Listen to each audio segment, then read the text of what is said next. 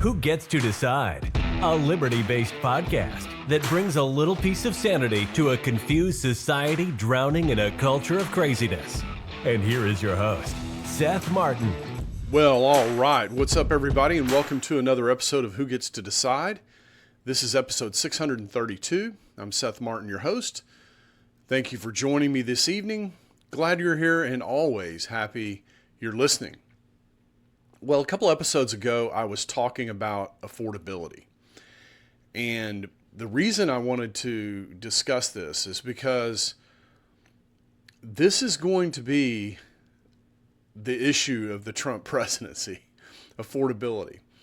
I can remember years ago, after the George H.W. Bush election, or after his presidency, George H.W. Bush agreed to raise taxes, and the economy was kind of soft, and there was this famous line that Clinton was known for, and it's the economy, stupid. And this is the same thing that killed Joe Biden and Kamala Harris, is the affordability. And people voted for Trump in large part. Well, in my mind, there's a couple reasons. One was the Epstein situation. People want to get to the bottom of it. I think Milo Yiannopoulos, said it correctly, that people feel like that Epstein is the story that picks the lock. It explains a lot of why the world doesn't seem to work for the average person. Now, a lot of that is dishonest money, but dishonest money and the Epstein, whatever was going on with Epstein, those kind of go hand in glove. But a lot of people look at it, they don't think about the money part of it, the honest money part of it, the dishonest money part of it. They think more about there's just corruption at the highest level, and people that are connected to government are getting rich, and I'm getting poor, and this is the way most people think about it, which is accurate to say. But the true causality is the dishonest money. But anyway, this is what drove a lot of people to vote for Trump, because they can't afford their lives. And you got young people coming of age trying to enter the workforce, start families, get their first home, things like this. And it's a real struggle. They're really having a hard time with it. And this is kind of unique to this generation, I think. I mean, my generation, we struggled some, but not like today, man. There's a serious problem with the economy. And, look, this is very typical of an economy that's very government-centric. The free market is not working, okay? And the reason the free market is not working is because the government is way too involved in everything. And so this kind of creates dislocations where things can't be worked out between buyers and sellers. It's too opaque, and it doesn't make sense, and people can't make it make sense. And this creates dislocations. This creates problems in the market that we're all experiencing. This is just a symptom of a government that's into way too many things, okay? And this is at the heart of the affordability problem. But what I noticed when I went to go look at videos and do research on this is that nobody is really talking about the real problems. They're talking about Obama, or they're talking about Biden. They're talking about something political, which are policy related. And these aren't really the problems per se that causing the affordability issue. If you want to solve the affordability issue, just go burn about $6 or $8 trillion off the Fed's balance sheet. Problem solved. But what you're going to notice from these clips is nobody's talking about that, okay?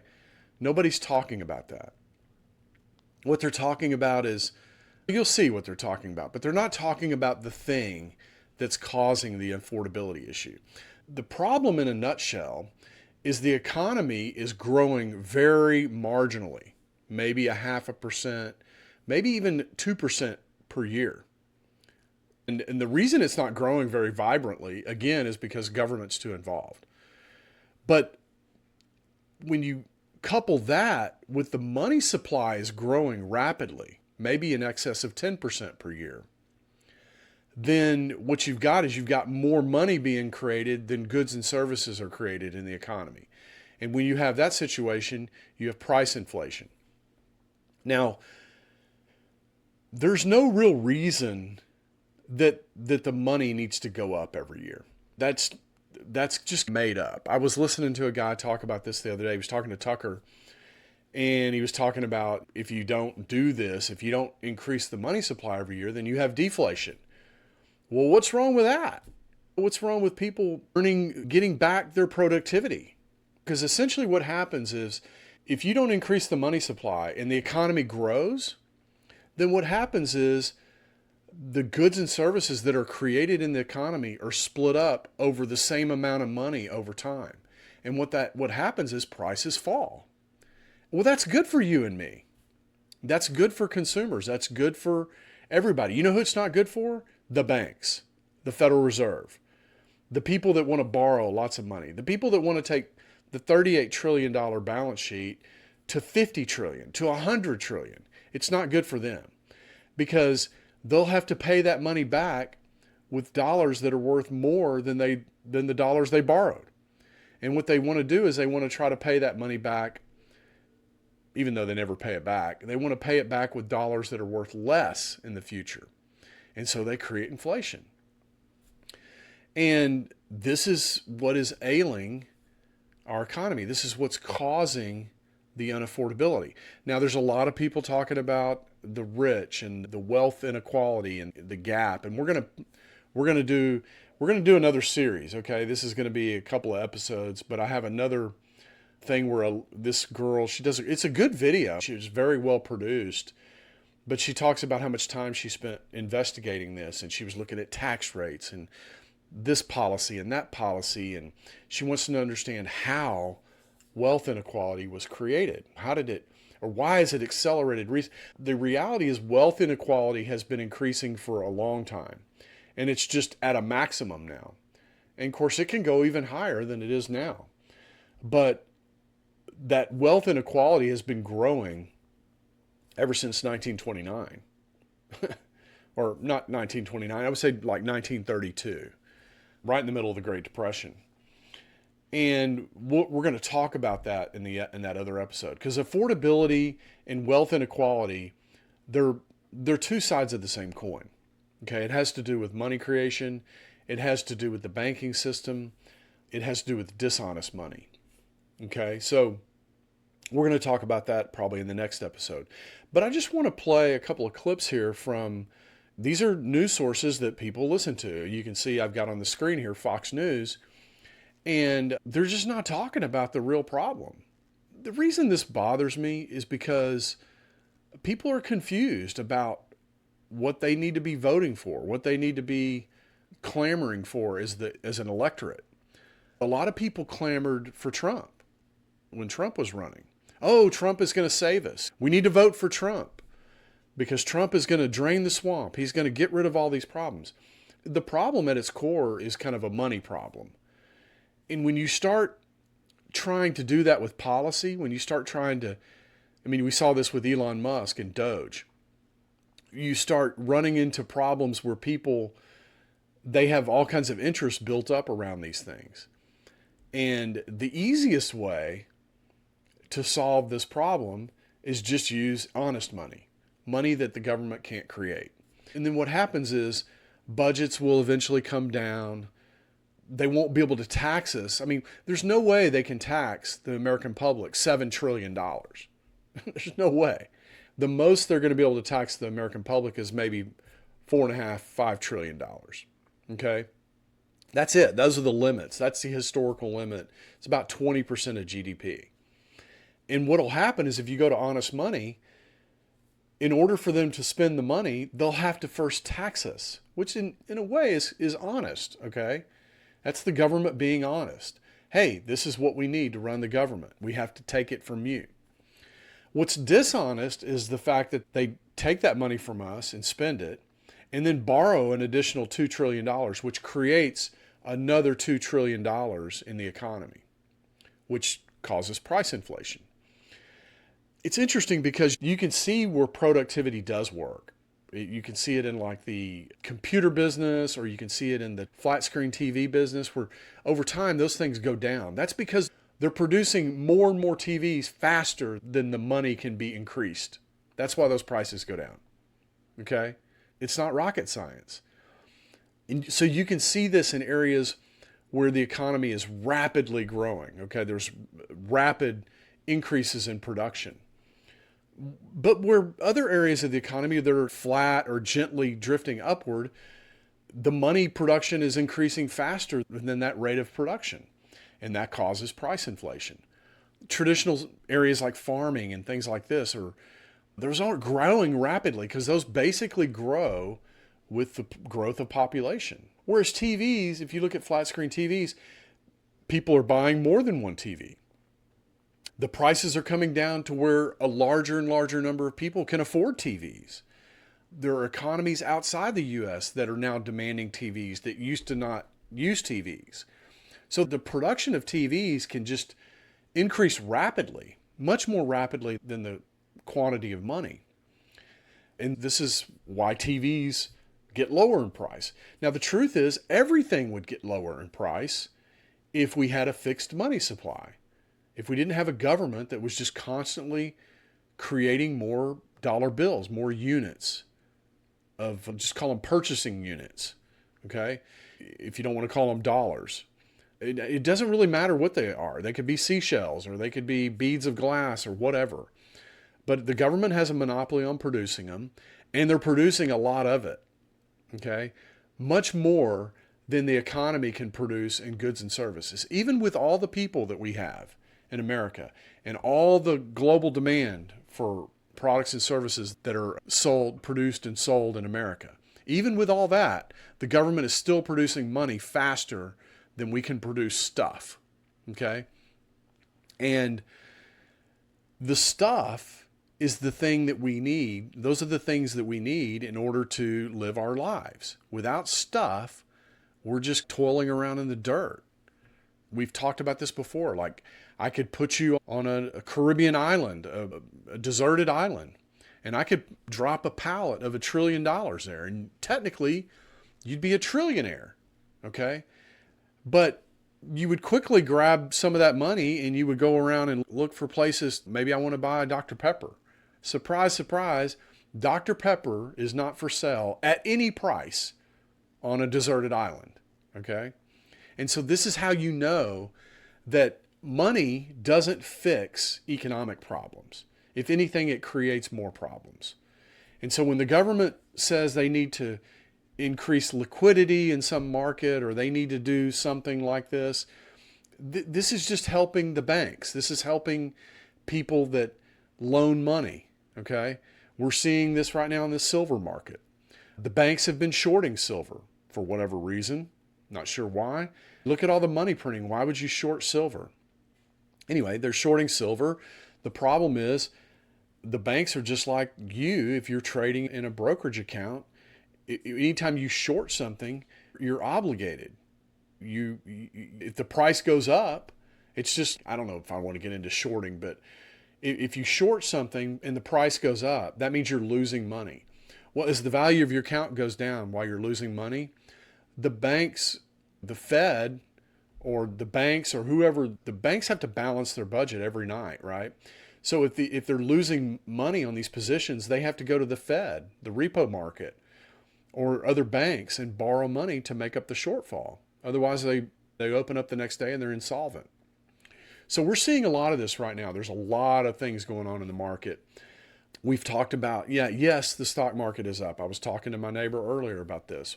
But if you compare the stock market in 2000, it took 40 ounces of gold to buy one share of the Dow in 2000. Today it takes like 11 ounces of gold. Okay? That means the market is less valuable in terms of an ounce of gold. Okay? That means it's almost down 50%. Well, no, it's down more than 50% maybe it's not 11 ounces. Whatever it is, it's you just take the Dow Jones and you divide by the price of gold, and it'll give you some number. And that number is how much, 15 ounces or whatever it is, how much gold it takes to buy one share of the Dow Jones Industrial Average. Well, I can tell you that in 2000, it was about 40 ounces. And today it's less than half that. So even though you have all these gains, the gains are in dollars. But the dollar's not buying as much. At least it's not buying as much gold as it used to. I mean, maybe it buys, I don't know what it buys. As far as I can tell, everything that the dollar buys, it buys less of today than it bought in 2000. Everything. I haven't found one thing that's cheaper today than it was in the year 2000. So 2000 was peak prosperity in America. This is why it feels more difficult to make your life work. Okay? When I say more difficult to make your life work, we're talking about affordability. That's the crux of this conversation. So let's just listen to what Fox News has to say about it. And I want you to listen, and I want you to think about, yeah, why am I watching Fox News? These guys don't know shit. They're not telling me anything about the way the world really works for me. And this is a problem. So let's jump in and listen a little bit, and I'll come in and critique it. As part of a big economic boom push at the White House, President Trump's entire cabinet, we are told, is working on a, quote, big plan in the beginning of 2026 that will make housing more affordable. It will be announced sometime in the new year, according to Kevin Hassett, director of the National Economic Council. He also says to expect this next year. You're going to see the biggest tax refund season of all time. The big, beautiful bill was passed in July. You know, the IRS didn't have time to change all the forms. And so now everybody's going to get huge tax refunds if they were overtime workers, if they're seniors, if they had tip income. All those things are going to be refunded, those taxes this year when they file for their taxes. Okay. That's great, by the way. If people get big refunds, I'm all for that. Give people back the money you stole from them. That's only fair. You know, we were always talking about what's fair. Quit stealing people's money. That would be a novel idea. But look, I don't know what Kevin Hassett is going to do to improve the affordability. You know, they're all working on it. The cabinet is working on it. Well, unless somebody's in that cabinet meeting going, we need to burn $6 trillion on the Fed's balance sheet, unless that's one of the suggestions, prices are not going down. Okay? They just lowered interest rates again. So let's talk about what that means. What does it mean when the Fed lowers interest rates? Why do they do this? Why does the Federal Reserve lower interest rates? And which interest rates are they lowering exactly? So when you look at the bond market, okay, well, first of all, the Fed funds rate is what the Federal Reserve lowers, okay? The Fed funds rate is just a rate that banks use to borrow from themselves, from one another, and from the Fed. Okay, that's all that is. So when you borrow from a bank, the most important interest rate to look at is the 10-year Treasury. So if you want to know how much your mortgage is going to be, then look at the yield on the 10-year Treasury. You can usually turn it on CNBC and they'll flash it up there, and then add about 2 points to it. So if the 10-year Treasury is trading at 4, that means your 30-year mortgage is going to be about 6. Okay, that's how you tell. So the Fed funds rate does nothing for you and me. Nothing. In fact, it hurts us. Because what happens when the Fed lowers interest rates, what that allows banks to do is to capture more of a spread. So it's an incentive for them to loan out more money. This would be fine, okay, if they had the money to loan. But they don't actually have the money. Okay, so what are they loaning out, Seth? Well, the actual creation of the loan creates the money that you get when you borrow it. So if I go buy a car for $30,000 and I go to the bank doesn't actually have $30,000 to loan me. Okay? What they do is they create a loan document and they have me sign it. And they say, okay, here's your $30,000. Where did they get the $30,000? They just created it. It's called bank credit. They just created it out of nothing. And so that money that then is used to pay for the car doesn't actually exist. And then now I pay the bank back interest, or I pay them payments on it, okay? And that money does exist because that money I have to create from my job. I get that money working at a job or selling something or buying and selling something or whatever. I do something for a living and I get paid, and I take that money and I give it to the bank. Now that doesn't increase the money supply, but the actual creation of the loan increases the money supply by $30,000. And it just goes into this huge pool, and there's a lot of dollars out there. So maybe it doesn't raise money, it doesn't raise prices instantly, trickles in, but you multiply that by tens of thousands, millions of loans, and you got a whole bunch of money being created, okay? So really lowering the Fed funds rate doesn't help you and me at all. In fact, it makes it worse because it's a mechanism for creating more money, okay? Now, if you have a very productive kind of business, let's say you're a business owner, I don't know, it doesn't matter what kind of business it is, but let's say it's a productive business, it makes a lot of money. And I go to the bank and I borrow money and I buy a machine. Let's say I buy a forklift, okay? I buy a forklift, I spend money buying a forklift, and there's two ways I can do it. I can use my own money, or I can go borrow money from the bank. But this is what businesses do, right? They buy things. When they buy things, they're not buying cars that go down in value over time. They're buying something that helps them produce more. Okay, if I have a forklift, that's called a capital good. And so I'm using that capital good and I'm giving it to some employee to use to improve his productivity and make me more money. Spoiler alert here, this is how the wealth inequality is created. When entrepreneurs or business owners go to banks and borrow money, they tend to buy things like capital goods, or they just buy whole other businesses. They buy an entire business that then makes more money.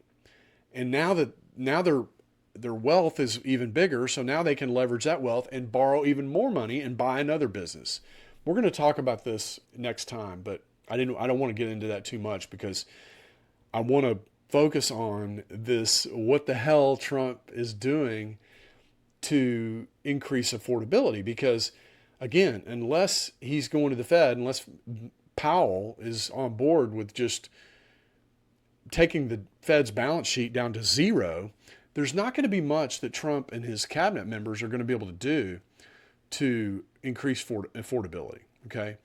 The only other thing that could improve affordability is if we started to go into a recession and all these people that were over leveraged, borrowed too much money, if they just started to file bankruptcy, okay? Because when you file bankruptcy, the stream of money that you were using to pay off the loan, all that stream of money goes away, and that's deflationary. That means less money in the economy. And so that lowers prices, okay? But those are the only two ways to really lower prices in the economy. You've got to get rid of the money. All the goods and services that are there have to be divided by less money. That's what makes prices go down. Either that or the economy just produces less and prices go down because there's just more competition. But usually that's not a good way for prices to go down because businesses are stressed and they'll typically lay people off because what's happening there is their margins are going down. But if I just produce the same amount of stuff, but there's fewer dollars in the economy to split up over that stuff, then that causes prices to go down gently. Anyway, let's jump back into this clip. Let's just see, but I'm all for these tax cuts. That's fine. But nothing's going to happen in these cabinet meetings, I don't think. So let's bring in Mr. Wonderful, Kevin O'Leary, O'Leary Ventures Chairman and Shark Tank investor. Kevin, great to have you with us. So what do you think as you look towards Q1 and you see these policies kick in? We know the White House says everything is going to be a lot rosier in the beginning of next year. Do you agree? Well, I think we're starting the midterm election cycle in Q1. It's even started now. If you think about the president's recent trips, he was stumping for the midterms, in my view. There's two big issues that have emerged. Number one, affordability, defined by affordability. I think the Democrats did a good job in making that an issue, although pinning down exactly what that means is complex. Number two, health care. But if you think about it, healthcare is a subset of affordability because it's about to double in cost to the average person if it isn't resolved. And so those are the two big issues. So I expect the White House, as any administration would going into midterms, to focus on what matters. The classic line, it's about the economy, stupid. And that's exactly what this is about. Now, the fine-tuning aspects I'm worried about, I don't like free helicopter money, whether it's $1,700 or $2,000. That's inflationary. We still have inflation at 3%. That's a problem. That's why people are whining about affordability, particularly if it affects them about protein and food and things they buy every day. Huge problem right now. Okay. Yes, I agree with Mr. Wonderful. He's absolutely right. He said affordability was complicated, and it is in the monetary policy world. All right, so I want you guys to go home and do something for me, okay? Just a little exercise to illustrate this point about the increase in the money supply. Let's just suppose, real simple, let's just say you had an economy that produced 1 million different things. And for the sake of argument, let's say that these things all had the same amount of market value, okay? So you have an economy that produces 1 million widgets. And in this economy, there's $1 million, okay? Now, let's say the Federal Reserve comes out and says, we got to bail out Wall Street to save Main Street, okay? What does that mean they're going to bail out? Well, they're going to give them money, okay? Well, where do they get this money? Well, they just create it, okay? So let's just say they create an additional $1 million. So now the economy produces 1 million widgets, but now instead of $1 million circulating in the economy, now there's $2 million. What happens to prices? They go up, right? Because each dollar, now there's twice as many dollars in the economy as there were before. So that means the price of each one of those things has to double. That's how inflation works. That's how price inflation works. Real world inflation, monetary inflation, is just the increase in money and credit in the economy. That's all it is. So if the Fed is printing money, okay, let's make it simpler. If the Fed is running deficits, or if the government is running deficit spending, then that's creating money. Okay? If the Fed is running QE programs, quantitative easing, then that's printing money. What essentially QE is like the Treasury creates this little piece of paper that has an eagle on it, says $1 billion. They send it over to the Fed. The Fed sells it on the open market. Money comes in for this piece of paper with an eagle on it, and people pay for this piece of paper. And what they get in return is an IOU that says, we owe you money. We owe you $1 billion. This creates money. Okay, so this is how the money supply is created. And what it does is it favors, when the banks get a little bit too over leveraged, right? Their balance sheet is out of whack because the market prices of their assets came down. What happened is a while back is a lot of banks own treasuries. And what happened is the treasury bond market started to go down and yields started to go up. These banks were losing money on their balance sheet, so they had to sell stuff, and they got bailed out. You can either sell stuff or you can get bailed out. The problem with selling stuff when the price is going down is it doesn't help your balance sheet. It gets it off your balance sheet, but it doesn't bring in plus money. And so these are the problems with the banking industry. Just understand that when the Federal Reserve or the banks they start talking about liquidity, what they're talking about is taxpayer money. They're talking about taxpayer funded bailouts, and that's increased money supply, which is inflationary. So just be on the lookout for that. All right, I'm going to jump into the next clip here.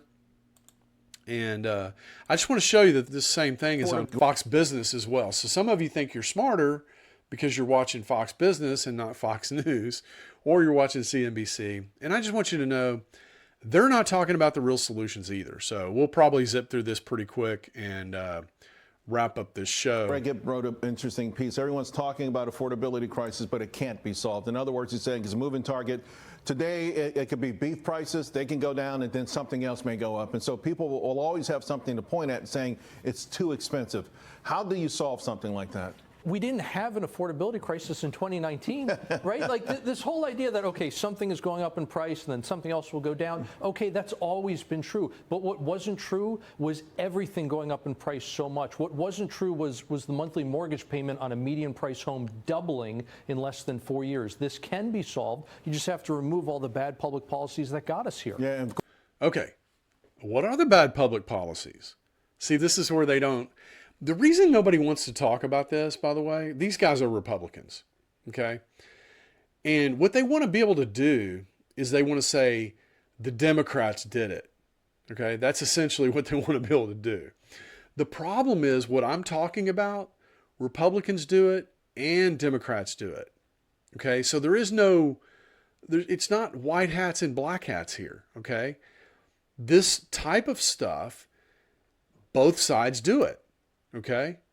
And you cannot frame this in terms of Republican good and Democrat bad. It just doesn't work. And so, so he wants to talk about this vague thing called public policy. But what he's really talking about is monetary policy.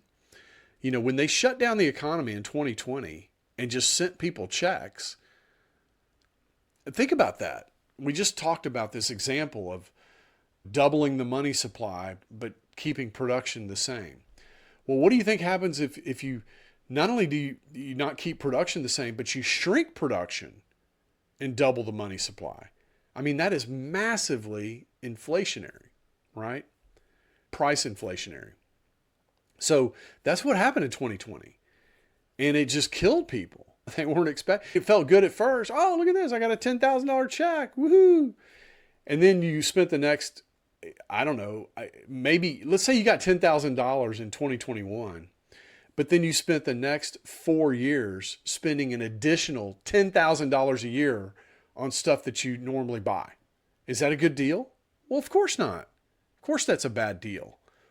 You know, so it always feels good to take the money, okay? But if it increases prices so substantially that because once prices go up, like the money supply almost never decreases. It really doesn't. It just kind of constantly grows. So what does that mean? That means prices are never going to go down. I was going to play a video from another guy who talks about that, about the CPI is always making new highs. And that's right, because the money supply is always growing. That's why that happens.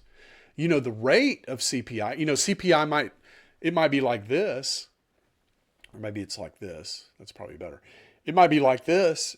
And then if you start destroying some of that credit and money, the rate of increase may start to, taper off, but it's still up and to the right. It's not a decrease. So this is it's really simple when you think about it in terms like this. When you start talking about liquidity and bank crisis and we got to bail out Wall Street so that Main Street won't suffer, and this is all confusing to people. It's really, really simple. An increase in the money supply at a flat level of production causes prices to go up. Okay. So what does that mean? Wouldn't it be better the other way, right? If your production always went up, but your money supply was constant, that means prices over time would just be going down. Well, what happens when prices go down over time? Affordability increases. Your standard of living increases. You can go from buying 100 things a month to 110, to 120, to 150, so on and so forth.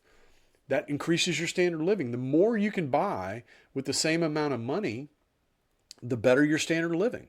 Okay? But this is just not part of the conversation. This is why I always say, you got to stop watching CNBC. You got to stop watching Fox News. You got to stop watching ABC, NBC, CBS. These places are not helping you understand the way the world works. All right, let's continue. Of course, student loan thing. I mean, Obama has his name all over that. He took out the private sector. He took out banks that would have looked at it and say, hey, we can't give you this money for a degree in this thing because you're never going to pay it back. That was their function. Instead, he called them greedy and said the government just start stamping everybody. I got to ask you, speaking of old protocols and thing, I like that when you put this out, right? One company owns all the meat packers, so effectively there's one meat packer. You have a lot of Republicans who've been at odds with the administration in the sense that, it's free markets. So if it's just one, it's just one. Don't worry about it. You never break up a monopoly because competition will eventually do that job. Same thing with the Federal Reserve. Same thing with interest rates. How do you square that circle? Because you're sort of in the middle of it. You hear it all, you know it all, and all these people come to you. Charles, the big thing is you have to look at how did this monopoly happen, right? If you go back and look at something like Standard Oil, there was the classic case of offering a better product at a cheaper price for consumers. And if you look at a lot of what we see today, that's not necessarily how so many of these monopolies have occurred. Right. It happens through government lobbying and regulation that drives out all the rest of the competition. Right. And so there's only one man left standing. Yeah, okay, so this is a good point. This is a little bit off topic, but this consolidation that happens, you're going to see this with AI, by the way. Right now, there's a lot of different AI companies, probably more than you realize. I mean, everybody knows ChatGPT, Gemini, Copilot, but there's a whole bunch of others. There's one we use called Perplexity. There's one called Gamma. There are hundreds, okay? There's a lot, okay? And what you're going to see probably in the AI space is very similar to what they're talking about. The government can't control thousands of companies. It's very, very difficult to do. And so what they want to do is they want to consolidate these companies down to about 3 or 4 that they can control. And then they just regulate them. And then they control it. And this is how, they create these monopolies, which is bad for you and me. And he's using the meat packer thing. What happens is these meatpacking companies consolidate, they lobby Congress to advantage themselves. Ultimately, if there's 100 different meatpackers, and I'm really good at lobbying Congress, I can lobby Congress to get laws and things passed on the other meatpackers that makes it more difficult to compete with me. And then over time, I can just buy them up. When their business is getting really soft, and their balance sheet looks like hell, I can go in and buy them. And I just do that over and over and over again until I end up with one meat packer or maybe 2 or 3 meat packers. You see this in the airline business. You see it in the banking business. You see it in every business that's regulated, heavily regulated by the federal government. And food is one of these. Drugs, the drug companies. You see this with the drug companies, the food companies, the airline business, the banking business, anything, the healthcare business. All these businesses that are heavily regulated are regulated in such a way as to reduce the number of players, increase the prices, and make it easier for the government to control them. Okay? And this has a huge impact on affordability. But that's just a symptom of just having a really large government. When you have a really large government that has its tentacles in everything, then that drives affordability down and prices up, cost up, because you don't have competition, you don't have innovation, you don't have technology coming to bear on the market with these companies. They kind of want, once you're the only meat packer, what's your incentive to invest in new capital goods, new technology, new techniques, new innovation? You have no incentive to do that. So your labor costs just go up over time and you just raise your prices. There's no competition, so who cares? So this is kind of how things go with a very highly active central authority that is involved in everything. Okay? This is just how it goes. Now, we could keep some of that or all of it. We probably wouldn't be able to keep all of it because if we had honest money, the government would not be able to spend $7 trillion. It would have to spend, $4 trillion. So $3 trillion would have to go away. It would have to come from somewhere. So maybe it would, some of these regulations would go away. The government would just give up trying to keep its full-size largesse. But the main thing I wanted to point out is the quantity of money versus the number of widgets produced in the economy, and this is directly related to affordability. And the other thing I wanted to point out is just how you're not hearing this on your mainstream media outlets. They're just not telling this story. And the more we get this story out, the truth, this is the truth about why affordability is not there. But the more we get this story out, the more likely politicians will listen to us, okay, and actually do what we want them to do. As long as we're nipping at the symptoms and arguing about whether it's Republicans or Democrats, these politicians are not focused on anything. They're just running around doing their talking points, okay? We've got to get our message focused so that we can bring pressure to bear on these people that can actually do something, okay, that are in the government. But as long as it stays Republican, Democrat, and Bernie Sanders and Barack Obama and Donald Trump and these personalities, we're just never going to get anywhere. All right, with that, I'm going to wrap up. Thank you guys for coming in. Thanks for listening. If you're listening on Spotify or Apple or one of these podcatchers, take some time and go search for an episode on YouTube and subscribe, maybe even listen. I think it'll help get the algorithm working. I'm not sure Spotify or these podcatcher algorithms really work as well as like YouTube does. So do me a favor and just go listen on YouTube once or twice and get this algorithm kind of working, because I'm still seeing lots of views on, or lots of listens on the podcatchers, but not that many views on YouTube. All right, guys, thanks for coming in. Thanks for listening. Peace. We'll talk to you later.